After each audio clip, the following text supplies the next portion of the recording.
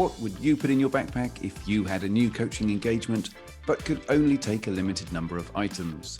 Each week, the Coach's Backpack looks at the multifaceted world of coaching and asks a new guest to tell us what they would take with them and why.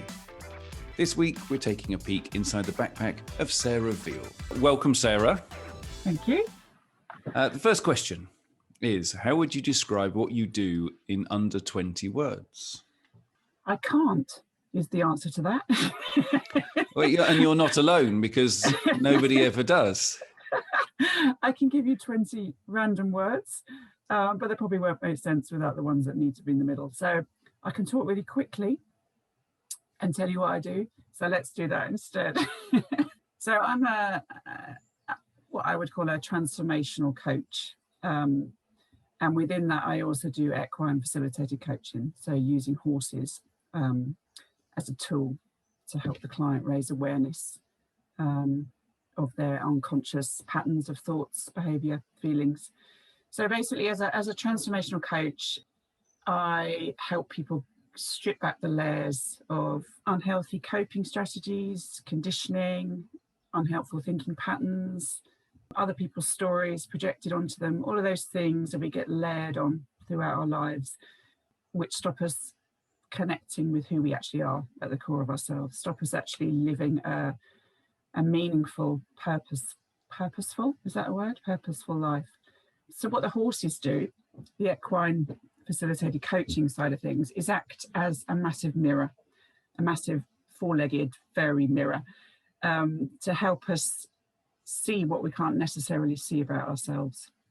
So as people, we are approximately 93% unconscious. So we run on habitual patterns of thinking, feeling and behaving.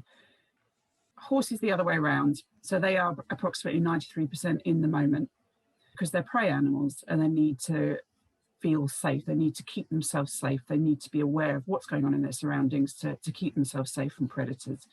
So because of that, they absorb our emotional state and our intentions, and they want to feel safe around us. So they need us to set very clear intentions, very clear boundaries about what's acceptable, what's not acceptable in terms of how we behave around them. But they also need to feel emotionally safe. They need to feel respected. They need to feel like they've got choices. And of course, all of those things are exactly the same for people. We all need to feel safe around people so that we can be ourselves. What the horses basically do is act as a huge mirror for how we are showing up in life. So how we are interacting in our relationships and how we're showing up energetically with our non-verbal communication.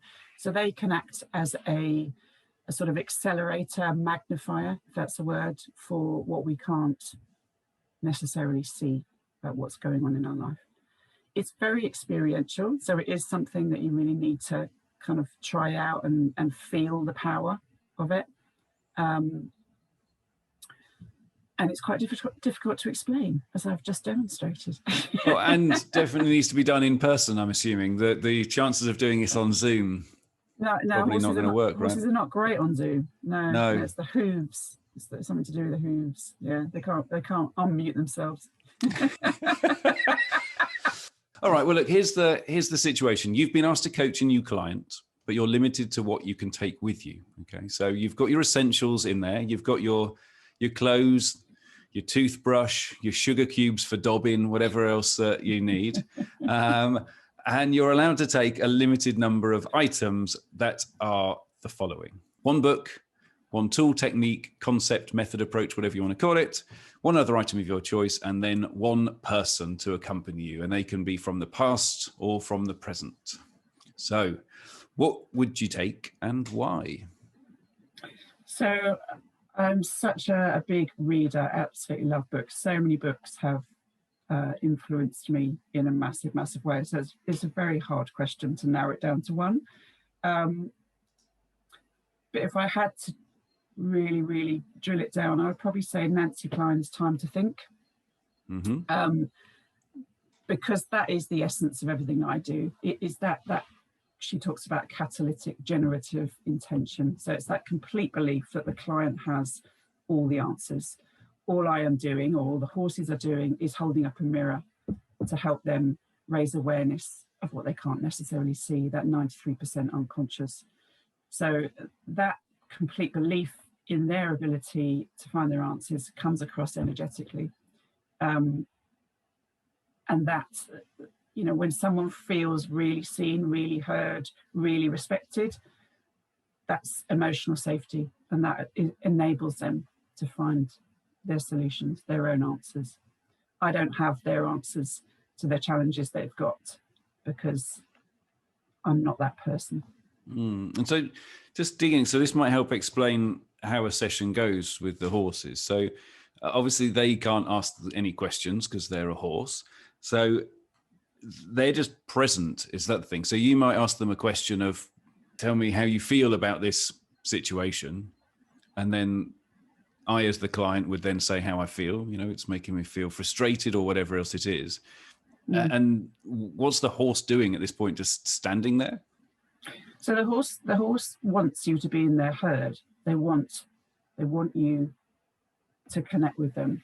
But if you're not being honest with yourself, so if you're tuned into basically your feelings, your intuition, your emotions, your sensations, if you're communicating that verbally, so that non-verbal and the verbal communication are matching, you're congruent, and then the horse feels safe and they want to be with you. So for example, if we were going into the field and I said to you, how are you feeling about hanging out with that massive horse over there? I wouldn't say that because obviously that's bringing in my agenda. And they said, oh yeah, I'm really excited about it. But actually inside, they're feeling pretty scared about that. The horse is going to feel that because that's incongruent. There's a mismatch there between what they're actually communicating and what's going on for them non-verbally. So the horse is going to feel that. They're not going to want to be anywhere near that person. Okay, so they're going to wander off, basically. Yes. The horse is not going to... Okay, so you're getting the feeling and the connection when the horse is near you, and when it wanders off, it's that kind of hot and cold. Yeah, but also, there's much more to it than that. They are... I mean, for example, we could set up an obstacle, obstacles for the horse to go around. Obstacles would represent obstacles that we've got in life. And a horse, because their natural instinct is flight, things are a threat to them, so they need to feel safe. So if you're asking them to go walk over a crunchy tarpaulin, for example, they're not going to want to do that. So you have to have that complete belief that safety within you. So the horse feels that, and they'll walk over that obstacle for you. But what that type of exercise will do is mirror how you overcome challenges and adversity in your life, or how you typically approach adversity in your life, and what you could be doing differently from a non-verbal point of view. And I'd be leading it, would I, as the client? Would I be holding the reins of the horse? Yeah, absolutely. I mean, but not on it. No. It's all groundwork. So you're not riding at all. You're looking to connect with that horse, which in turn is helping you connect with you, because it's a big mirror. Because if you're connected with you, or your whole self, that the horse is going to mirror that and want to be with you. As I said though, they want clear direction. They need clear direction. They're herd members. They always have a herd leader who's clearly communicating what's acceptable in terms of how they behave, and that's safety for them. So they need clear direction. They need clear boundaries about what's acceptable, what's not acceptable, about how we behave around them. And all of that is the same for people. That helps somebody feel safe when you've got a leader in your herd like that. Okay, good. Thank you. So Nancy Klein's Time to Think is the book. Yes. What else? What else would I take? I think my curiosity and intuition is probably probably the biggest two tools. I'm never going to take my agenda in. I don't want to take preconceived ideas into a session about how I might coach someone. I'm always going to stay in the moment, see how that client is showing up on the day, and look at what they need. Obviously bringing my experience into that, but it's my intuition and my curiosity about what's going on for them. No judgment.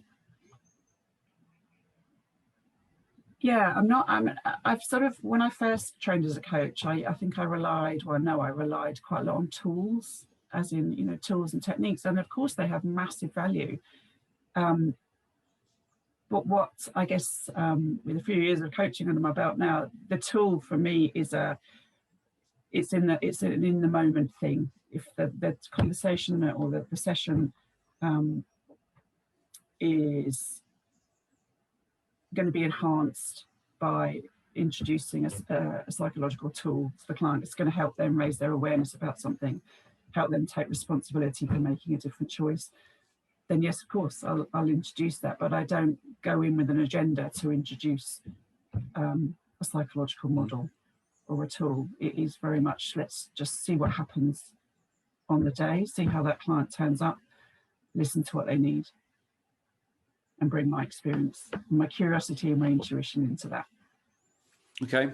Well, I'm feeling generous today, so I'm going to let you have that as the one selection, curiosity and intuition. So you're allowed one other item of any description to take along with you, and that person. So what are those two choices? I'd probably have to say my notebook if we're going to do something on a practical rather than a slightly more abstract, because I don't necessarily write notes in a session, but I do love writing, and I love writing reflective notes after the session. So that's very much part of my practice, but also something I really enjoy. So, and do you have a favourite brand of notebook? Because I'm still, like a lot of people, I'm a stationery geek. So you know, I could spend hours in a stationery shop. It's got to be a pen with smooth ink. I can't have a scratchy pen. It's got to be nice and flowy. In terms of the notebook, it's always an A5 notebook, and it's probably got an inspirational quote on the front. Cheesy, but you know, that's okay. But any brand, no special brand. Okay. Not too fussed about the brand. Okay, I shall send you some inspirational quotes on vinyl that you can put onto the front of your book. Obviously by me. Okay, and who's coming with you? I'm going to have to pick two because I'm going to slightly bend the rules. All you've done is bend the rules since you got here. I like to look at rules and see whether they serve me or not, and then clearly bend them a bit. They were more for serving me to keep the podcast to a decent time limit. Come on, off you go. Don't tell anyone else. I'd bring my cat, Paddy, because I am a massive animal lover, and animals are just unconditional love. So he always makes me feel good and makes me laugh. So he's coming with me, and then my best friend, because we laugh a lot about silly stuff, and that makes me feel good. So, and maybe some 90s clubbing tracks, so we could have if we were on a desert island, we could have a little dance. Your backpack is far too full now. You've had so much stuff in it. There's no way I'm letting you put any club classics in. And also, I love what you did there is you put, I'd take my friend with me, but not naming them, so that if anyone says, oh, it was nice that you asked me to go with you, you can say yes to all of them. Yes, and no one will know. Exactly. But so let's move on quickly before you feel you have to name someone. Okay, so you've got your backpack fully packed, overly packed. Things are having to be stuck on the side. Your cat is gripping onto that backpack. Now, some of the items might have been packed by somebody else. So what are you hoping that there isn't in that backpack? Attachment to an outcome, actually. Don't want to have that. What else do I not want to bring? Doubt that I'm not helping that person. Have I worded that right? Doubt that I am helping that person. I don't want to bring doubt. It's just not in there at all. Okay, no doubt. So I have one last question for you, Sarah. Where do you hope you are or are not heading? So this could be an industry, a type of people, etc. So I would love to do some leadership development work with the horses, because it is an incredibly powerful practice, especially for teams, just to see how they're all interacting as a system. But I also love my one-to-one work as well. So my little cozy little coaching space. So in the winter in my slippers, in the summer in my flip-flops. So yeah, I never focus on where I'm not going, because I believe that I'll just attract that.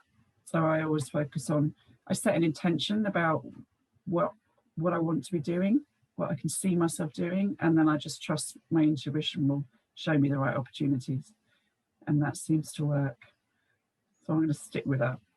Okay, brilliant. Well, look, I should let you get on your horse and ride off to your new client that you are seeing. I can probably take my riding boots and my joggers off now as well, can I? You can, yeah. Not required. There's a thought. There is a thought for everyone. Right, well, thank you, Sarah, for being a guest on the Coach's Backpack. Thank you. And thank you for joining us on this episode of the Coach's Backpack. If you would like extra goodies such as free tools, offers, further info about our guests, and maybe even the odd peek inside their actual backpack, sign up to our mailing list at thecoachesbackpack.com. And don't forget to follow the podcast too. See you next time.